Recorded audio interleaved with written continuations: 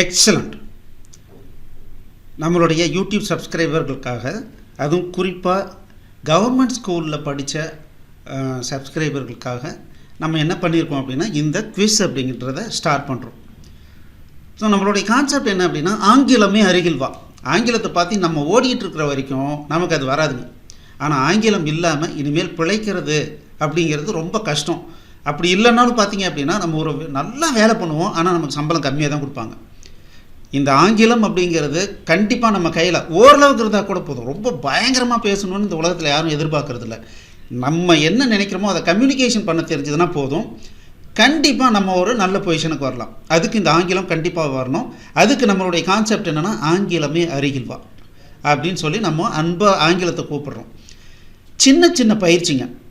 இந்த குவிஸ் அப்படிங்கிறதே எதுக்கு அப்படின்னா, சின்ன சின்ன பயிற்சி. தைரியமாக பயிற்சி பண்ணுங்கள். தப்பாக இருந்தால் யாரும் கழுத்தை வெட்ட போகிறது கிடையாது. ஆனால் அதில் ஒன்று ரைட்டாக இருந்தால் கூட நமக்கு மிகப்பெரிய பூஸ்டப் கிடைக்கும். அதே சமயத்தில் எல்லாம் கரெக்டாக இருந்ததுன்னா 50 ரூபா உங்களுக்கு கூகுள் பேவில் ஏர்ன் பண்ணுறதுக்கு உண்டான வாய்ப்பும் கிடைக்கும். வாங்க குவிஸ்குள்ளார போகலாம். எக்ஸலண்ட். ஸோ போன குவிஸ்க்கு உண்டான ஆன்சரை பார்க்கலாம். அவர் ஒலிம்பிக் போட்டியில் ஓடியவர். Has run in Olympic. அவர் ஓடியிருக்கிறார் அப்படின்ற அர்த்தம் வருது. நீ நாளை காலை 1 மணி நேரம் மைதானத்தில் ஓட வேண்டும். You have to run for an hour tomorrow morning in the ground. அவனால் வேகமாக ஓட முடியுமா? Can he run fast?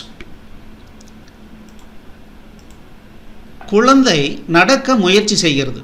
The child tries to walk.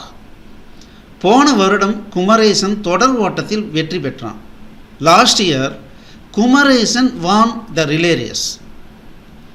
அவள் 1 வாரமாக ஓடிக்கொண்டே இருக்கிறாள். She has been running for a week.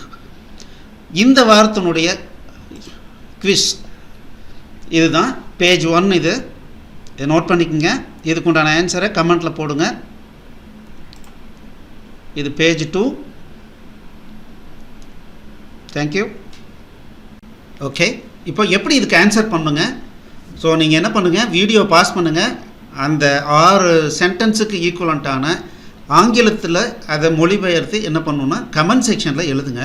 So நாங்கள் எல்லோரும் எழுதுறதும் பார்த்துட்டு யார் சீக்கிரமாக கரெக்டான ஆன்சர் கொடுக்குறாங்களோ அவங்களுக்கு ப்ரைஸ் வின்னர் அனௌன்ஸ்மெண்ட் பண்ணி ப்ரைஸ் அனுப்புவோம்.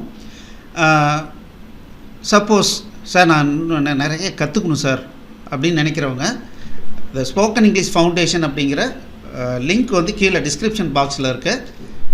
அதை கிளிக் பண்ணி இன்றைக்கே படிக்க ஆரம்பிங்க.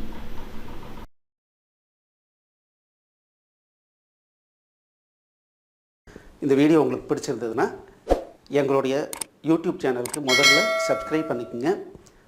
இந்த வீடியோவை லைக் பண்ணுங்கள், ஷேர் பண்ணுங்கள். மேலும் இந்த யூடியூப் சேனலில் பார்த்தீங்க அப்படின்னா நிறைய கோர்சஸ் போட்டிருக்கோம். நீங்கள் என்ன பண்ணலாம் அப்படின்னா, எங்களுடைய வெப்சைட் அட்ரஸ்க்கு வந்தீங்க அப்படின்னா அதில் ஃப்ரீ கோர்சஸ் அப்படின்னு சொல்லிட்டு எல்லா யூடியூப் கோர்சஸையும் லிஸ்ட் பண்ணியிருக்கோம். உங்களுக்கு பிடிச்ச கோர்ஸை நீங்கள் ஸ்டார்ட் பண்ணி ப்ளே பண்ணலாம். நன்றி.